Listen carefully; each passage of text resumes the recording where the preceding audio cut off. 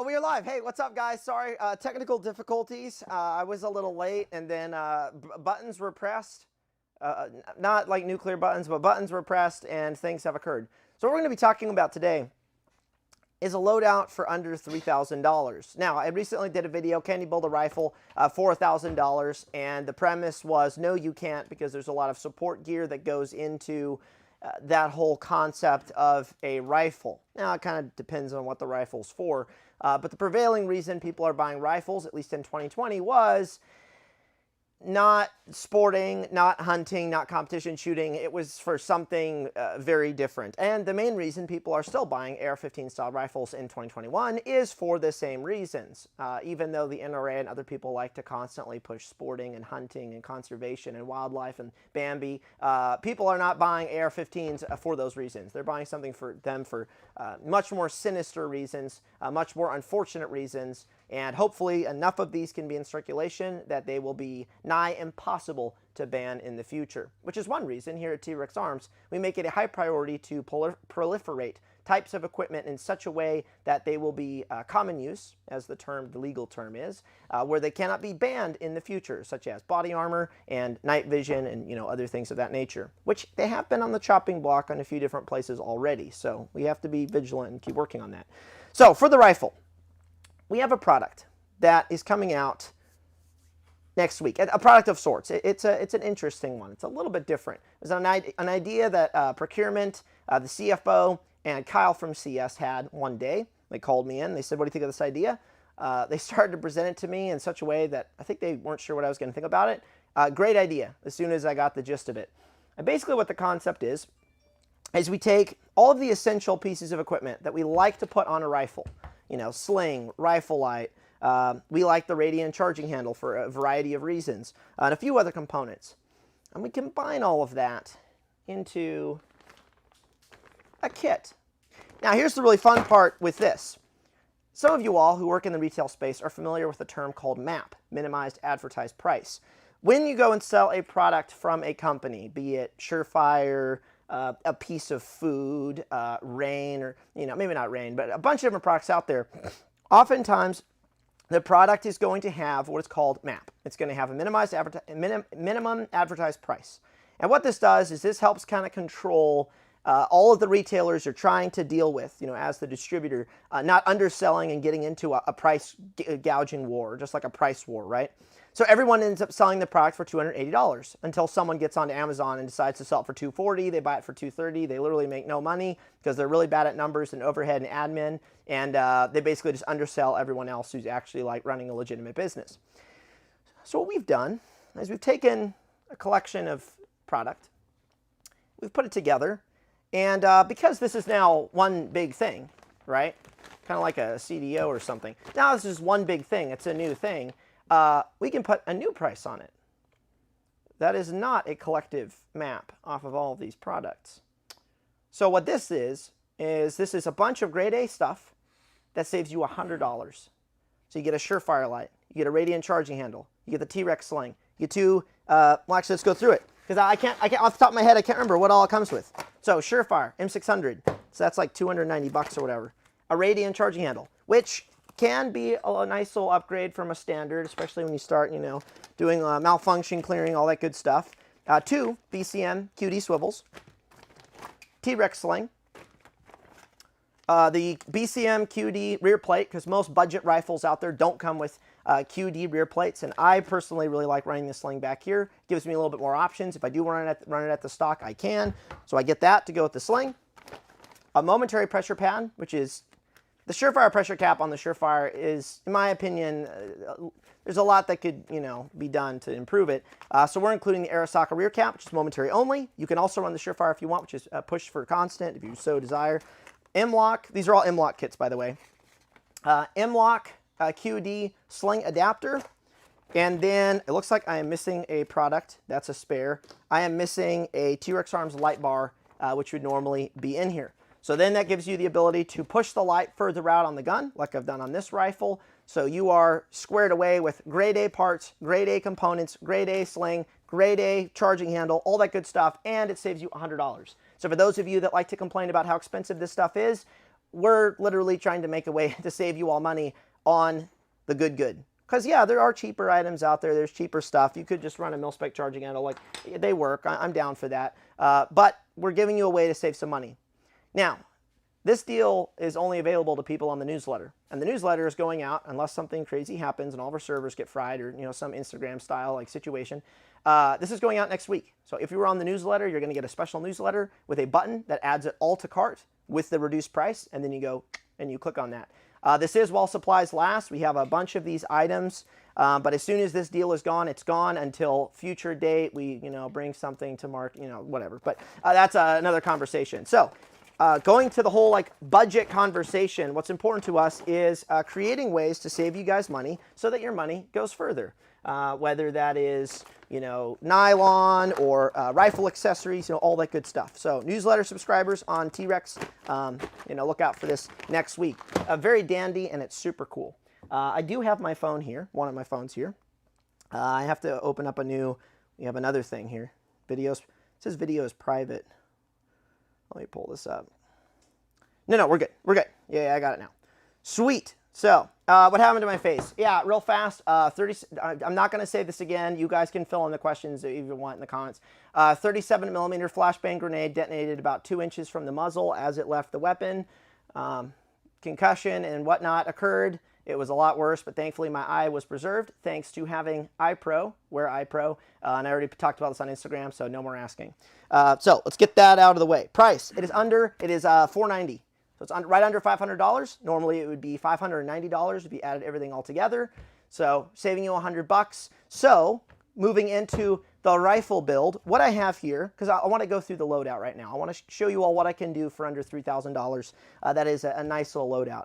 So this is a ballistic advantage upper on this rifle. I know that the lighting right now, you guys are going to complain and be like, oh, it's a black rifle against black lockers. Yeah, I understand. We're also, you know, janking with the YouTube algorithm and their systems. But, you know, unintentionally, of course, YouTube.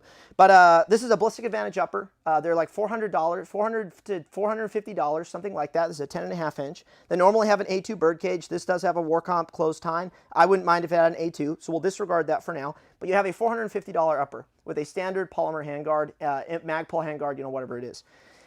I like free float. I like having a rail that's a little bit nicer. I don't mind running standard. I mean, that's what I used for that $1,000 video. But this is a Centurion Arms. I can't remember the name for it. It's got some fancy name. But basically what this does is gives you a free float rail.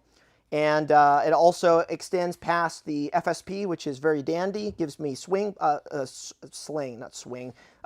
points on the front and the rear. And it gives me M-lock and Picatinny on the top. Really like these. We're going to be using these a lot this year. Just picked some up and was like, man, this is great. So the rail's $300, the upper's $450. So we have a $750 upper that is free float and M-lock. Not bad. The lower is a completed arrow lower, which is a $225 if my memory serves me correctly. So we're right at $1,000 for the gun with a free float M-lock rail, I might add. Really nice. Arrow lower, ballistic advantage upper, more or less an arrow upper at the same time.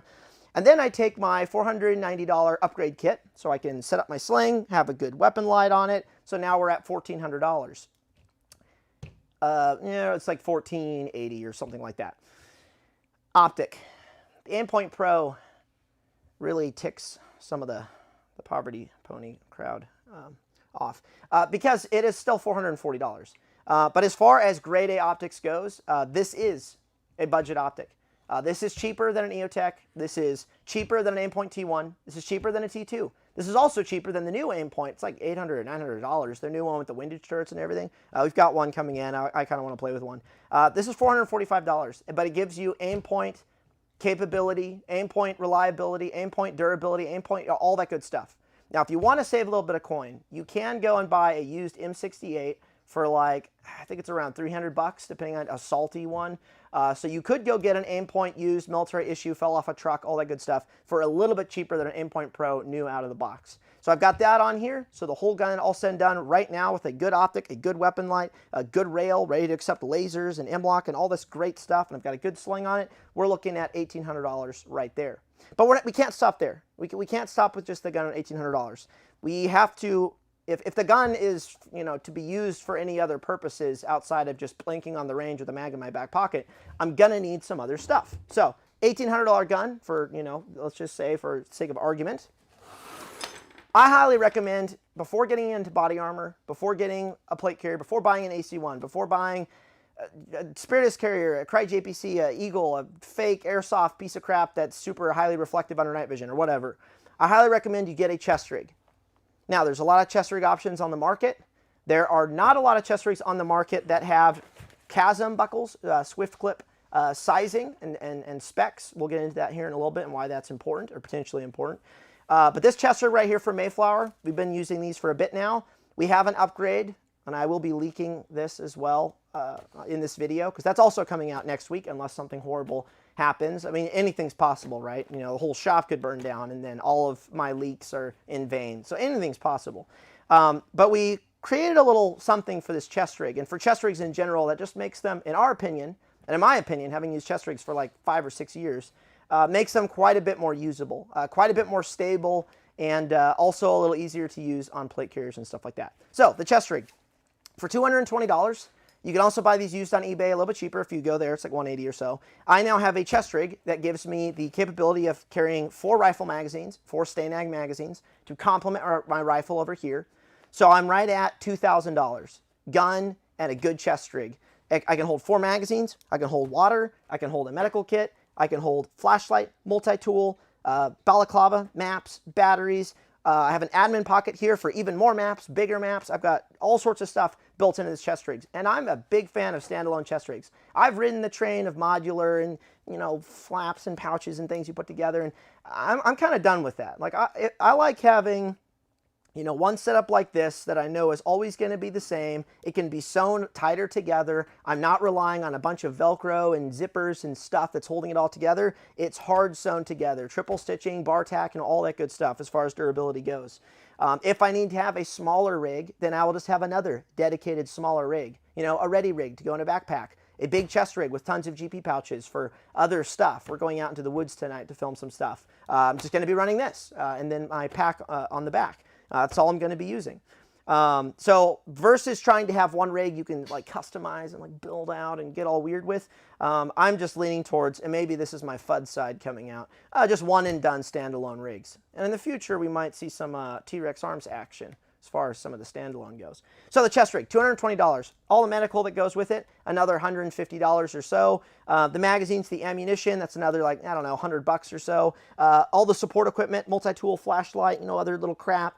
Stuff you may already have around the house. You know, a pair of scissors instead of medical shears. You get the kitchen scissors, shove those in there. You know, an oven mitt instead of a glove, so you just got this action out there on the gun. Just kidding, don't do that. But you can go farm some stuff around your house without buying all new stuff, most likely.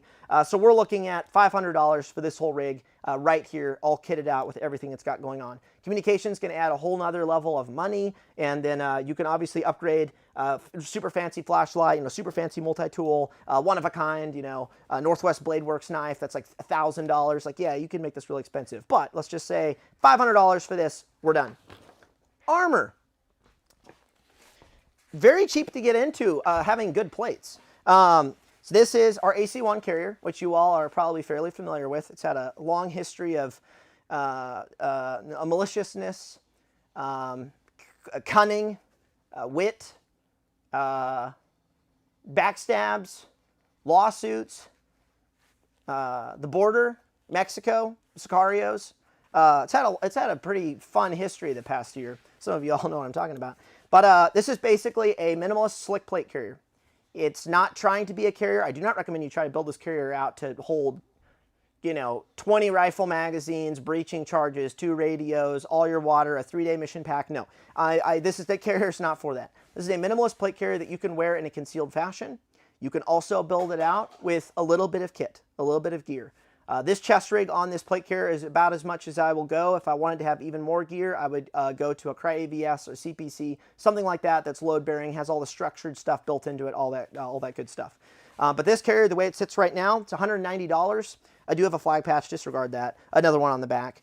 And I can put L210s in here for $360, $50. A set of our foam backers, and right at $590, I have rifle plates, hard plates that I can wear concealed. I can wear overt. I can, you know, kind of do whatever I want with. So $500 here, $590 here-ish, $1,000, $2,000-ish, or this is an $1,800 rifle.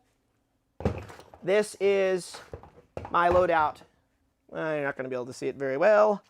My loadout for under $3,000. And this is what I've been using for a video that we were filming last night on budget night vision, where I'm basically running the exact same setup. This plate carrier and this chest rig right here. I have a different rifle, budget night vision rifle. Again, budget night vision rifle. But this right here, what I really like about this loadout right here, this is my favorite setup right now.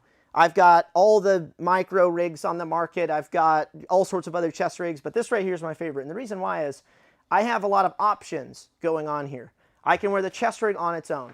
I can put this in a backpack much more easily than I can put my plate carrier. I can wear my plate carrier on its own as a minimalist rig. I can quickly throw my chest rig on top of my plate carrier with the straps just simply going over the carrier. I will need to loosen it a little bit, but I can, if I need to, just throw the chest rig on top of the plate carrier. You know, first line, second line, you know, all that good stuff. Check the chest rig and then just have the armor. Check the armor, you know, keep the chest rig in my backpack, have my armor on under my shirt. I have a lot of options with this. I'm not restricted like a little mini placard might be, or you know, a larger plate carrier like an AVS. Well, an AVS can't go low vis if you all of a sudden have to go low vis, or you have to put it in a backpack or in a smaller bag or a duffel. Like, it's a huge plate carrier. I've got one down there. But this gives me a lot of options. If I can only own one plate carrier, I can only own one chest rig, it's all I can afford. This is basically what I'm going to go out and I'm going to buy. I'll worry about having all the different, more intricate pieces of gear like a ready rig and, you know, all this other stuff. I'll get all that later. But I want to show you guys, if you want to optimize this chest rig to this plate carrier. Well, actually, no. We need to talk about this thing first. But first, let me talk about the sponsor for this video. I'm just kidding. We're not going to do that. The sponsor of this video is actually you guys, and we're going to go to questions. Just basically like sponsors. Oh, geez. Everyone wants to talk about my face. Yeah, it was a flashbang. No, geez. It's on Instagram. Go to Instagram. You can read about it there. Funny, I have more than that in ammo. Yeah, ammo definitely jacks up the price. Add a laser to the gun, $1,400, $1,500. So boom, $4,500. Suppressor, $700 to $1,000. Boom. Yeah, this stuff gets expensive pretty quick. So, Chonky Boys, extremely good plates. I don't know what you're talking about, but sure. It was an Olight. Yeah, I think Olight tried to off me, is what it was. I'm kidding. Okay, some people in here take everything I say literal, even the sarcasm and the jokes. Large AC1s, they are coming. I think some may have just arrived. I'm not sure. I think we may have stocked some last week. Arid, I think, was the colorway. Those are coming in. Larges, other colors, smalls. We have mediums still in stock, but yes, the larges are still inbound. The smalls as well. Knights Armament. I have a Knights Armament upper on the way. Finally, after years. Traded my Schmidt & Bender scope for it, which I don't know if that was, I may have been out a little bit of money, but whatever. So I do have a Knights Armament upper coming. I'm planning a video. We'll see when it happens, but I really want to film a video. It's an 11.5 or 10.5, whatever their short one is. Knights versus LMT versus, what's another fancy gun that I have? A BCM versus another big name brand. Versus PSA. I may throw like, versus the Saint. I don't know. I'm thinking about doing a video where I take all four for some testing. It won't be real testing, not really. But throw all the same equipment on there, shoot a bunch of drills, and see what the times are like, see if they're that drastic. The answer is going to be they're not going to be. But I think that's going to be a lot of fun. So Knights Upper is inbound, and you got duped. Probably, but that's okay. The scope's worth $3 grand. The upper, I think, is worth about 20, doesn't even have a sandcutter bolt, or like 2,200. But it's okay, because I'm not using the scope for any work right now. I am going to use that upper for work. So work stuff takes priority. Radian, no, they don't make a lot of guns. I've never, besides being at like shoots with Leupold Radian, like years ago, I have never seen a Radian in the wild. There's a lot of guns kind of like that. There's like Salient is another, I was just looking at their website the other day. It was pretty funny. They have a bunch of airsoft stuff on their website, which is really interesting. And not like good airsoft stuff, like weird airsoft stuff. But anyway, so yeah, we'll mix some guns. I don't have a LaRue. That's a company you don't hear about a lot anymore. And so we're going to have some fun with that. Please add the PSA. I actually don't have a PSA gun here in the armory. That's a company gun. We've got 2 Springfield Saints, the M&P Sport. We've got Ballistic Advantage guns. We have a lot of budget tiered rifles that are not like the big name budget. Although the Sport 2, I think, is still a more popular rifle. ADM, yeah, I don't really hear about that much anymore. I sold that forever ago, the one that I had. So you could shoot a $400 AR and outrun most people because training. Yes, yeah. So you're not wrong. Here's the problem though. This rifle right here, this is a good example actually. So this gun right here, this is the gun that I am using for, the budget night vision video. This is a full arrow gun. I have a YHM suppressor on here. I've got a primary arms optic, a hollow sun laser, which is not budget, surefire light, which is pretty much a necessity based on my laser not having an illuminator. And I'm going to tell you guys right now, this gun, this $600 upper is not optimized for suppressed shooting at all. Even with the buffer tube and the spring all played with, this gun is still horribly overgassed. You'll see in the video. Just because you go buy a $400 AR from your favorite big box store, Cabela's, Bass Pro, or whatever, does not mean that gun is going to function past a certain round count, or even function that great to begin with. So yes, training at the end of the day is what matters. I mean, we say that in every video. But to some extent, the training won't matter if your gear all of a sudden just fails and just dies and just doesn't work and just everything wears out, or it just blows up after 2,000 rounds or something crazy and catastrophic, right? You have to have gear to supplement the training to some extent. Like there is a baseline of like, I need to have some decent stuff. You know, I don't want a gun that's literally, you know, nothing was screwed together right. Screws are constantly falling out. My weapon light's falling off. My optic just came unzeroed. My suppressor just shot off the end because, you know, of a shoddy suppressor mount. Like there is a baseline for gear if you want to have something you can use your training with. I mean, that's kind of how it is. So the argument of training always, you know, covers a multitude of sins doesn't always work if you have a piece of crap. And that's something a lot of folks don't want to admit or they don't want to think about. But yes, there is some baseline, like bare minimum you need to do. And this gun is still going to work. I shot this out to 150 meters at night in poor lighting conditions. I had a lot of misses. I also had a decent amount of hits. This gun has been running, but I also know that this suppressor is beating this gun to crap. And I'm probably not going to be able to rely on this gun at a high round count just based on what's going on with it. And this gun wasn't optimized for suppressed use to begin with from the factory. So it's just stuff you have to understand. So let us talk about the new product. So chest rigs. Back when we released the Ready Rig, I talked a lot about chest rig stability. And one of the reasons I don't like larger chest rigs, at least historically, is they have a tiny little waist strap, or not a waist strap, back strap. They have a tiny little 3/4 inch strap that runs along the back here that is supposed to stabilize all the kit to you. And it can do a decent job. Oftentimes that little piece of strap is an afterthought in the design of the chest rig, because everyone does the same thing, right? 3/4 webbing, 2 buckles, done.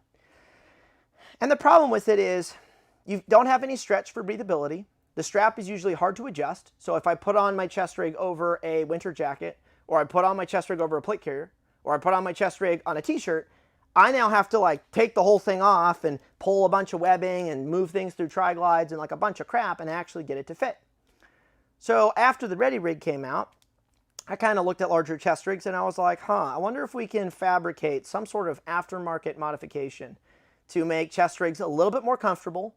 People can wear them a little tighter to the body so they don't slosh all around and move all around, and also make them quick adjust. So if I put it on over a flannel shirt, if I put it on over a t-shirt, if I put it on over my really expensive Chinese hoodie that was a hype beast drop for $300, I can quickly like adjust it and actually get my chest rig to fit properly. So this is a black one. Chad, can you hand me, I'll use the black one for now. There should be a multicam one behind one of those Mayflower chest rigs down there. Maybe on the one underneath that plate carrier, or that one. Is there one on there? No, I need a backstrap. Oh, backstrap? This is a black one. I did not plan, I mean, I was also like very much busy as I got into this. But basically what we designed is a backstrap replacement to any standard chest rig that runs 3/4 standard buckles. And this has a tri-glide that is set up to adjust the length of the backstrap easily. You know, you just pop it around, pull this, move it to the end, tighten it down, loosen it. It's also 1.5 inch webbing, so it's more stable and more comfortable against your body, especially when it's tighter. And then you also have, there should also be one. I know I've got one down there on a multicam chest rig, like attached. But then I also have elastic on each side where the buckle and the 2-to-1 reducer is. So I can have this really tight to my body. You can see how much stretch I got here. I can still have some breathability. So I'm not like huffing and puffing, you know, doing my 200-meter, what do they call that drill? I've been doing it a little bit. Shoot, I can't remember what it's called. But if I'm shooting that drill, right, and I'm running 200 meters, it's actually a 300-meter movement, I can have my chest rig super tight, but I can still breathe by the time I get to the end. So this thing right here is an absolute, in my opinion, it makes chest rigs, standard chest rigs or larger chest rigs, a lot more capable. So this is an upgrade that's coming to our website. I think it's going to be around $25 that you can add to any chest rig out there. A D3 Micro, a D3 Big Boy, Mayflower Chest Rig, Micro Chest Rig, it doesn't matter. There's a lot of excess webbing on it, and then you can play with that and run it. I've sent a few off to a big YouTuber. I won't say his name. And he's already given me some very positive feedback, and he's been using them, so that's pretty cool. But for the most part, we've just been doing internal testing, and it's been good to go. But what I want to show you guys is, this is the other benefit to the T.REX Arms backstrap, right? And I know it's hard to see because it's black, but you couldn't find it? I'd say ask Drew where one is. I'll be done with it here in a second. So what we have here is the Mayflower Chest Rig. And let us say for a second that we want to put this on an AC1, which is how I've been running these quite a bit. Well, and the reason I talked earlier about, hey, you need swift clip buckle sizing is for this exact reason right here. I'm going to pull off the H harness. So I'm going to detach these 4 buckles, flip the AC1 around, pull the flap on the back of the Mayflower Chest Rig. They have that to like make it all comfortable against your skin, you know, all that good stuff. So I can have that like actually attaching to the Velcro on the chest rig. I'm going to buckle in.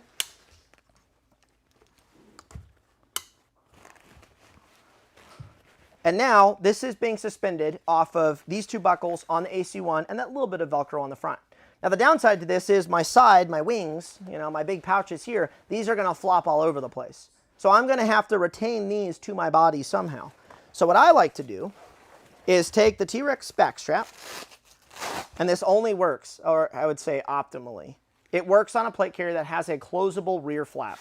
If you do not have a closable rear flap, you're kind of not entirely screwed, but you're kind of screwed. Just a little bit of being screwed. I'm going to run the backstrap here. Oh, great. I have a multicam one, which is something's going. Someone stored this improperly. I'll let y'all deal with this. All the excess is woven through something. So the back strap, the way I have it set up is I have the back flap closed up over the strap itself. This keeps it retained to my plate carrier. I'm going to perma attach one side of it, the top side, boom, right here. I'm going to leave this other side open to actually attach it when I put the plate carrier on. I won't actually do that. I'm done. You just leave that there, yeah. That's the hard part. I have to watch my microphone. I'm going to move it up super high. Plate carrier. You guys are like, I have a microphone. Ah. Is it there? Yeah. All right. Cover button comes around, fastens underneath the Mayflower Chest Rig. And you have to do a little bit of sizing. I'm going to grab the buckle, the backstrap buckle, which is right here. And I'm going to clip that in to the top buckle on the Mayflower Chest Rig. So what that does, as you can see, is it's pulling the sides of my chest rig nice and tight into my body and keeps the chest rig there attached to me. And because I have that stretch on either side of the back strap right here, I now have, because I had this on another adapter from another company, it didn't have stretch. And I'm relying off of the stretch of my elastic cummerbund to give me breathability with the plate carrier. But because I had a hard strap, it was nylon that was unelastic, you know, unstretchy, the issue I ran into was that basically negated the elastic breathability of my plate carrier. And I had that tightened down all the way so this wouldn't flop around, but then I couldn't breathe very well because I had that non-stretchy material negating the stretchy material underneath. But because I have stretchy cummerbund for plate carrier, and now I have a little bit of stretch for the back strap, I can have both of these nice and tight, and if I go run a sprint, I can still breathe. Which is, breathing's, I think we can all agree. I'm sure we have different political leanings and, you know, how far we should see the government or shouldn't, but we can all agree that breathing is important. So, backstrap, cool little invention that we came up with. If you like it, cool. If you don't like it, fine.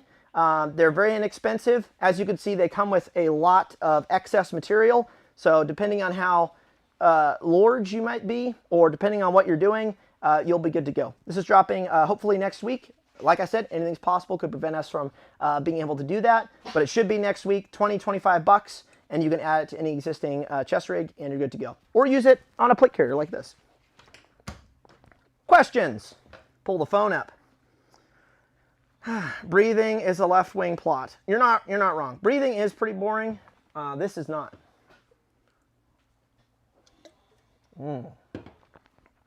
Excellent. So, it sounds like people are having a military debate in here. Nice. So those are always the best. So I'm scrolling up, trying to find some questions about some of this product, like some specifics, things like that. Look, we can stop saying, let's go, Brandon. Someone just filled me in on what that means. It's not funny anymore. I mean, it kind of is. But it's not funny anymore once you've heard it like 1,000 times. Kind of like, do you know the way? Like, that's not funny anymore. I still think it's funny, but it's actually not funny anymore. So, T.REX dangler. At this time, there's no plans for a T.REX dangler. There's already a bunch of really good ones out there. The Spiritus one is probably the best one out there. The sack pouch, I've still got a bunch of them. Use them from time to time. I also have some from Sword USA. They make a little mini one that's really nice. There's also Tier Tactical makes a similar one. Everyone makes a dangler now. I don't think we're gonna do that. Why not add 2 straps? You can. 2 straps can make it a little more stable, but we're also working on another thing that maybe helps with that too. But you could add another strap here, and that would help bring this in even more. But 1 strap is enough for most stuff, is what I've found. How do yoke bags? Oh, that's the other product. They look great under night vision. They're awesome. The two-tone, what's really fun about the two-tone, high contrast. So what they're talking about is this guy. We just released these yesterday as well. This is the Eagle, T.REX exclusive Eagle Yote Pack. This is not to be confused with a 3-day assault pack.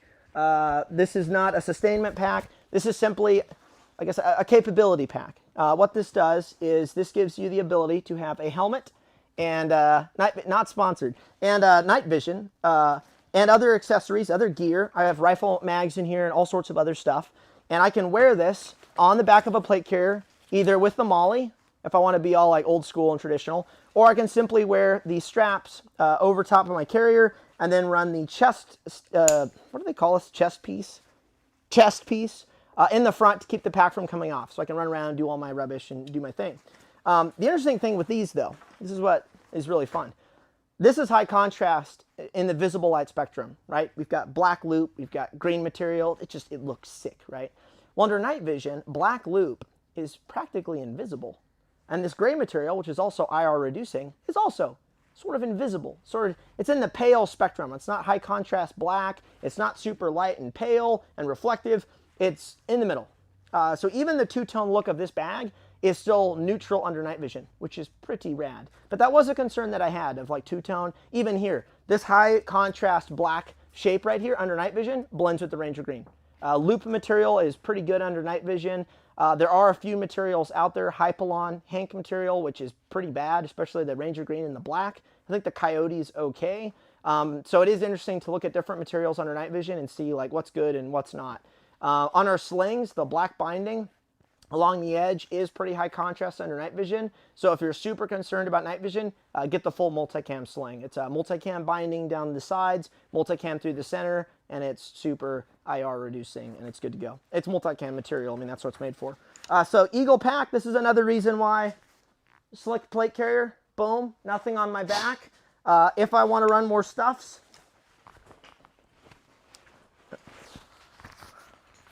this is what I was using last night a little bit.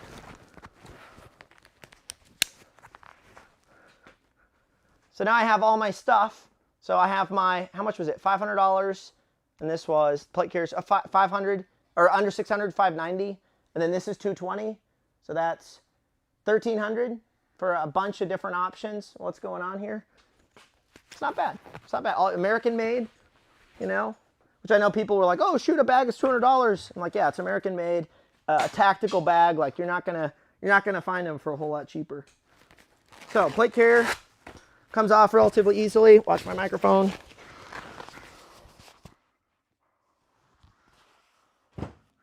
and we are set. Now the hardest part is getting this to like stand up straight. Oh, there we go. First try. All right, questions. Questions. Little gear demo, little explanation. $3,000 kit that does not include the backpack, although I think with the backpack it is right at about $3,000, but it really depends on what you do and where you go with stuff. All the stuffs can be ran. Yes, they can. AAA Surefire light. Yeah, they got the Surefire Mini. That one's kind of weird. They have a, I think it's a double AA Surefire. It's only like 200 lumens, but they made that for logistical reasons in countries where you only ever have AA's. I've been wanting to get one. It's super long, but here's the Surefire Mini. Kind of cool for a very specific purpose. I know a lot of people are making fun of it. I made fun of it, but hey, if you need a little light like this, is like the smallest little rifle light, you can really, I know, again, it's black. Hey, watch me hold this against this. Oh, actually, that actually looks pretty good. I'm going to hold it up against over there. Now you can't see it. But the little Surefire Mini, it's like 400 lumens. It actually, I don't think it's a AAA. It's a rechargeable, weird, maybe it is a AAA. It is a AAA. Oh, look at that. You'll want to run a lithium, though, not an alkaline. This is some sort of rechargeable, like special fancy battery that they included. Kind of cool. It's a little expensive, though. It's expensive for the lumens you get, but it is small. Smaller things are usually more expensive. Can we see the Haley chest rig with an AC1? We've done it. There's photos. I have actually, no, yeah, hand me that arid. I do have one already set up. It just takes time, but we do have one. So what does the Slickster look like under nods? Don't know. I don't have, actually, I think I do have a current Slickster somewhere. But we can, now everyone's like, what about this gear under nods? What about this? What about Tigris? That's a good question. What about those materials? So we're hoping, this is a goal for next year. You know, I like to spill the beans of what we're trying to do. You know, I'll tell you all of our operations. I'm hoping to have photos on every product page, or at least all the, mostly nylon products, of a photo of said product under night vision with different lighting conditions. Moonlight, hour light, ambient light, reflectivity, angles, and have a little slide of like, here it is under night vision compared to, you know, a multicam top, you know, something that's, you know, people know is very hour reducing, so they can kind of see the difference between it. That was something we were thinking of this month, like, man, it'd be really cool to actually have that on every product page, and we have the capability to take the photos. Let's go ahead and do that. So next year, possibly, maybe we'll get a few of them done maybe this year, do a test page for the AC1, and show different colors too of like the bags or the plate carriers and the pouches, and be like, oh yeah, the multicam one's better, and the, you know, et cetera, et cetera. So that's something I would like to do for our companies, have a photo of every product under night vision, so you guys can, if you don't own nods, you can at least kind of understand what's going on, and that would be pretty cool. Don't know of any other companies that are doing that. So any job openings? All the time, to some extent. Sternum strap, thank you. It's a chest piece is what it is. So yeah, so we have an AC1 here with the Haley Micro. It's actually, I actually really like it. There's a couple reasons I really like it. It has Kydex inserts, which are very effective compared to just relying on motherless goat, versus just relying on elastic. 2 little pouches on the sides, and then a GP pouch in the front. And as you can see, attaches to the Swift Clip chasm buckles up on the top, Velcros. I would still run, and that's how I have it set up here, a back strap across the sides, because I don't like placards. Like, I'm going to tell you guys right now, like, I'm done running placards on plate carriers, just like sitting out here where they can be bumped and the Velcro can peel constantly. Like, I want some extra retaining like feature on the sides or on the bottom of said placard to keep it from moving and flipping up. Like, I'm done. It's super annoying to me. Right? Like why do we have to rely on just Velcro and 2 buckles, right? And then gravity and science. So I want more than that to actually secure these. So there's an Arid one, Arid Micro, pretty rad little setup right there. So, what rifle rig could I make with $12,000? So that is a great question. At that amount of money, there's a lot you could do. The night vision loadout that I'm using for this video is right under $8,000. And I know that doesn't sound budget at all, but if you build it out slowly, it's very attainable. I know a lot of people with a simple PVS 14, people that don't make a lot of money, but they buy stuff slowly over the course of 8 years. And so they do a little bit here and there. And then once they're done, they have a night vision loadout setup. You really just have to budget things and how much money you want to spend every year, and then training, all that good stuff. And then how many monsters you drink, and how much stuff you buy at the gas station, and do you smoke, and all that good stuff. How much Netflix do you buy, and how much do you buy Netflix in quantity? No, you don't. You could buy movies in quantity on Amazon. Don't do that. That's a waste of money. So $27 a day. What? $27 a day is $10,000 a year. Charles, with the financial wisdom, if you save $27 a day, is $10,000 a year? Yeah. Roughly. Of which the government will then come in and take their 38% or whatever it is. So anyway, but $12,000, what I'd like to do, in the same vein as this rifle right here, see all the little orange stickers? I have price points laid out on this rifle. And I'm hoping with our loadouts page in the future, again, this is all like we have to prioritize projects and triage and all that good stuff, but I would love to show loadouts of certain values and kind of show people what they can get with what kind of money. Like 10 grand, 5 grand, 3 grand, 2 grand. Like there is a loadout, a particular loadout you can do for 2 grand with a rifle and some stuff, but more on that later. But 3 grand is kind of where it's like, all right, I have some extra capability. I can kind of scale my gear a little bit depending on what I'm doing. I have some extra support stuff to go with it. My rifle's got a little bit of extra, a little extra stuff going on with it. So I do want to get into that next year. I think next year is going to be a real big year for that for us, is showing those different price points. But yeah, as soon as you go 10 up, it could be a scar. You could have nods in there. You could have then the sky's the limit. It just comes down to what do you want in a loadout? What do you want in a rifle? Does your loadout consist of 3 different rifles, a close range, a mid range, and a long range? Does your loadout only consist of one do-it-all rifle, which doesn't exist?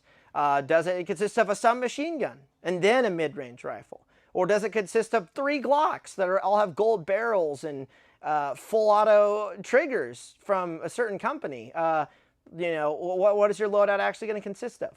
But hopefully we can get some people to, think about it and see some visualizations of money and what that kind of looks like. Because I do think there's some misconceptions of, they see a full loadout and they're like, oh, that's like $50,000. And it's like, no, it's like 12. You could have this after 5 years or, 3 years of budgeting and upgrading slowly as you go, as many of us do. I mean, I started out with a DPMS AR, a 22 conversion bolt, no kit at all. Had a Bees Combat Systems Cryptek plate carrier back when that was a thing.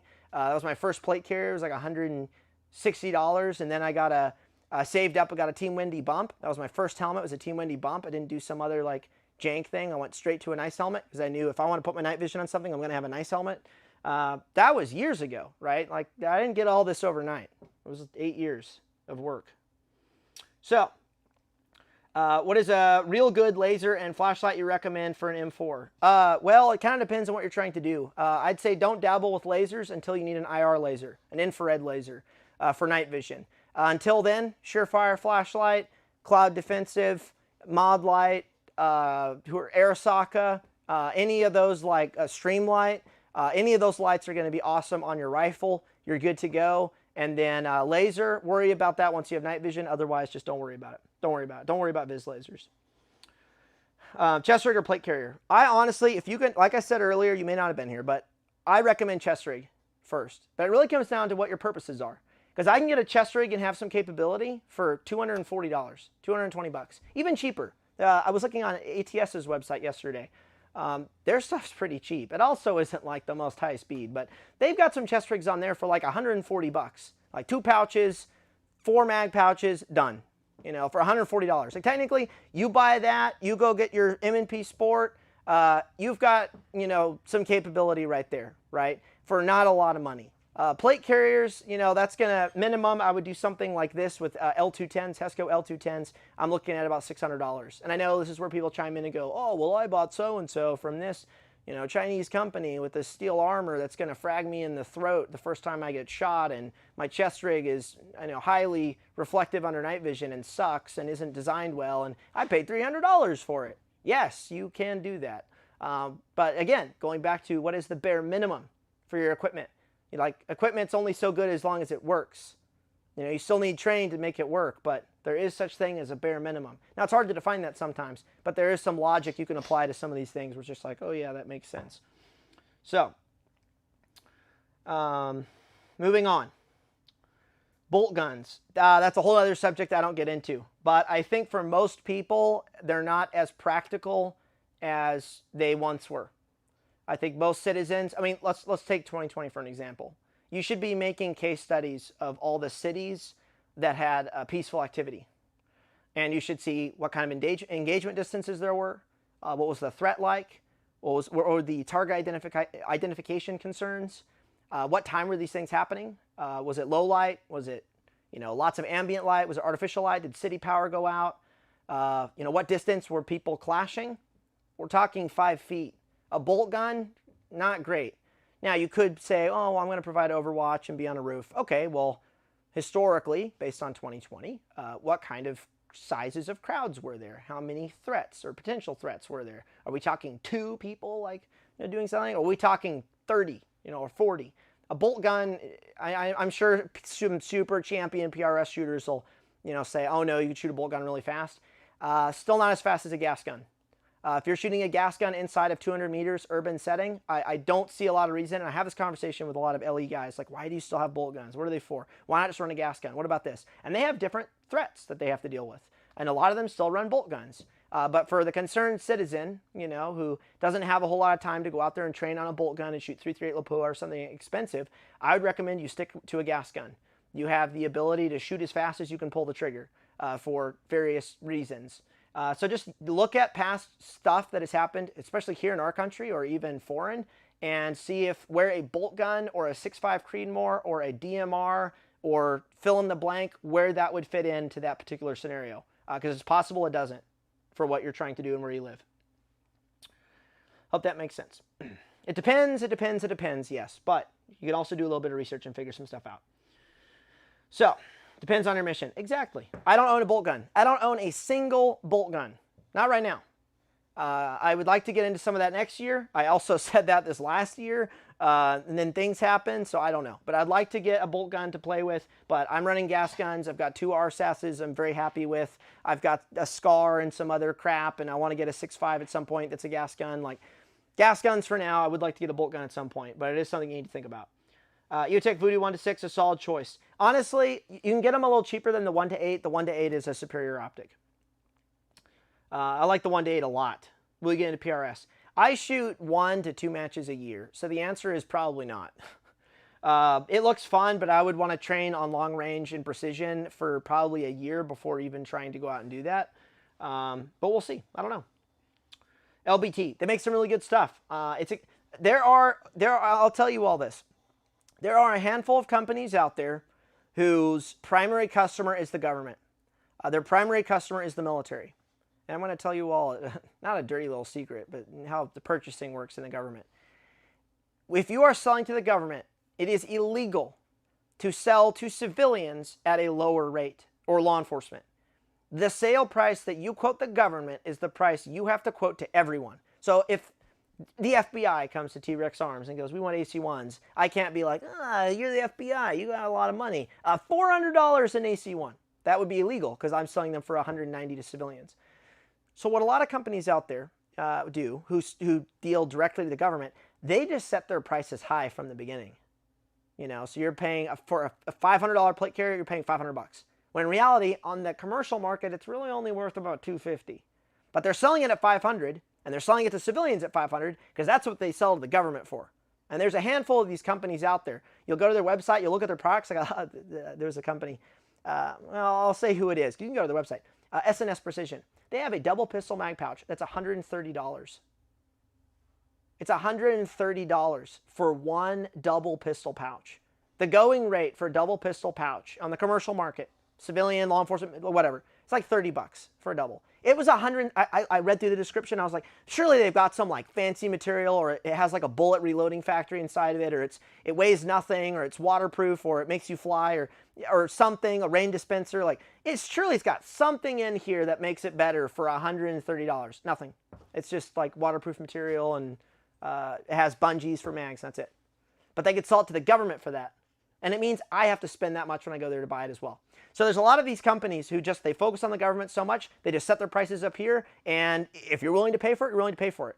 And I would venture to say LBT happens to be one of those companies. They've got chest rigs that are $460, where I can go buy this for $250. right? Where that chest rig, like I understand labor and manufacturing and all that stuff, like that's probably a $300 chest rig, not a $480 chest rig, but they're selling it to the government for $480. So just, you know, the more you know. It's really interesting.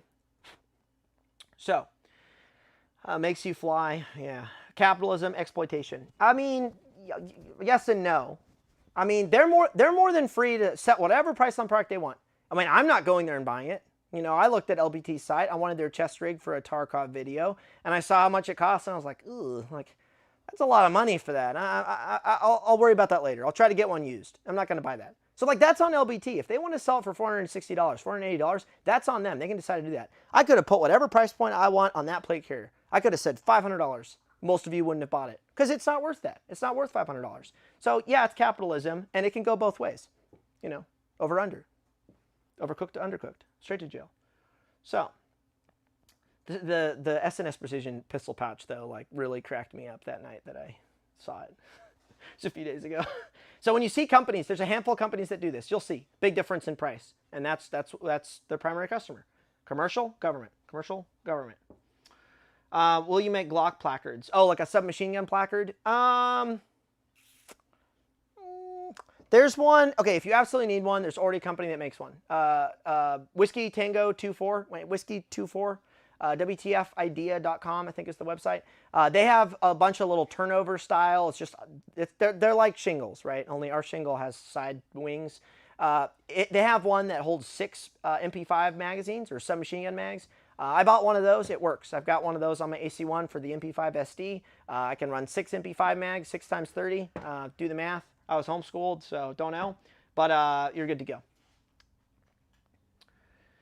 So, L3 Harris. Yeah, potentially another example. Get with the training videos. Well, thank you. The night vision video, a lot of our videos you're going to notice over the next year are transforming quite a bit. I was watching some old content a little while ago of some of our older stuff, and there was a lot of really high-speed, fancy, like cool stuff, right? A lot of our content is transitioning more to if we're filming a drill or a standard or a demo of something, we're trying to explain more what's actually happening. Because that really fast B-roll, you know, it jacks you up and it inspires you to train, so it does have some benefit there, but it's lacking a lot of what it could have. So a lot of our videos are a little bit longer now, which people have remarked on.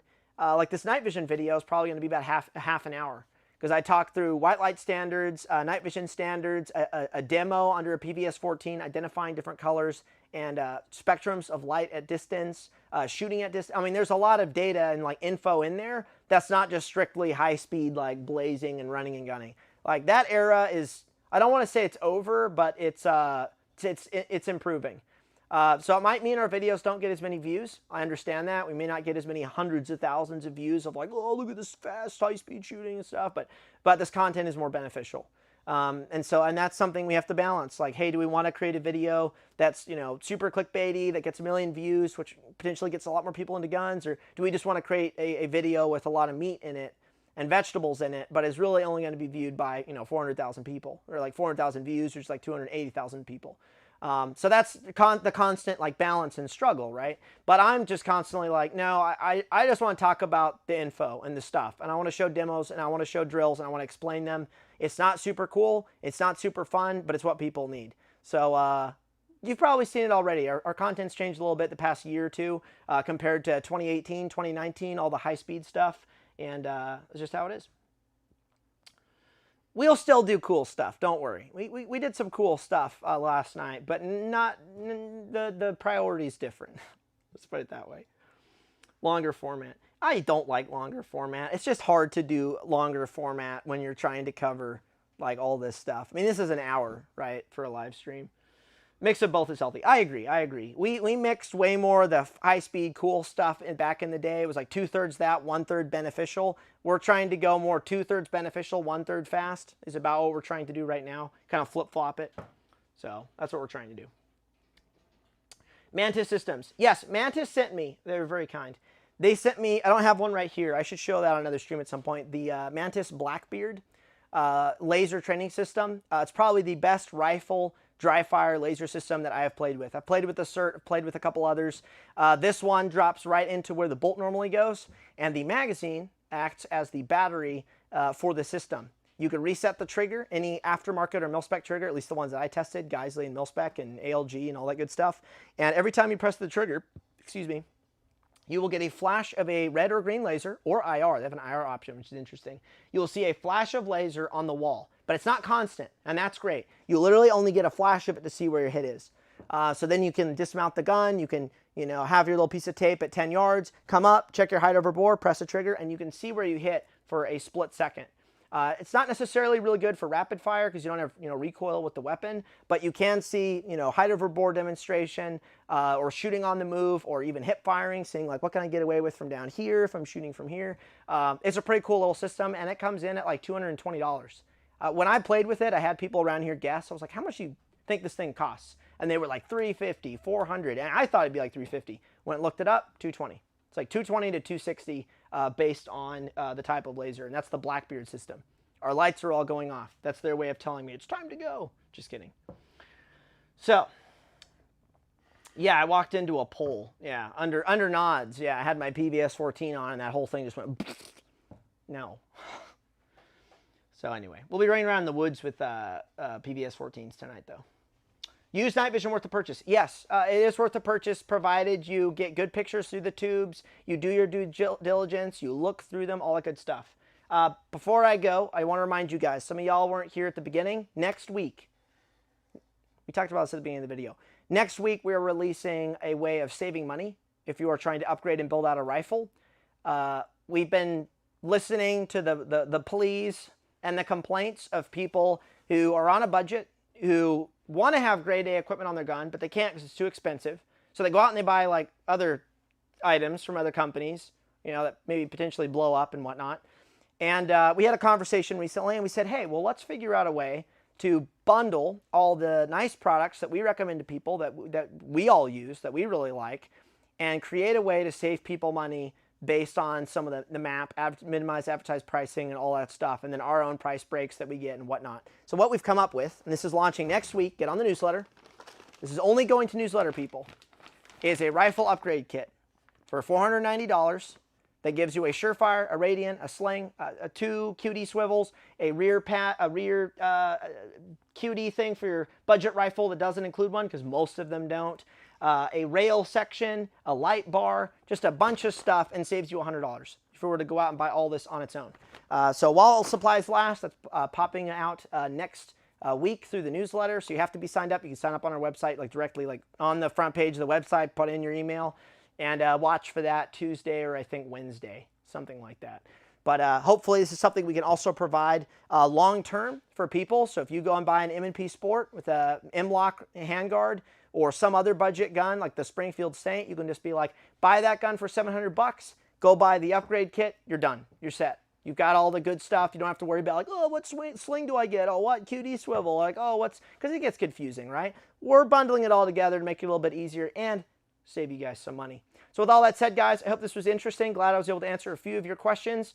I think Isaac's going to be doing a live stream next week on mapping tools and some other stuff like that, or some low light stuff, I'm not sure. So he'll be back next week, and it's been fun. Train hard, and I'll see you next time.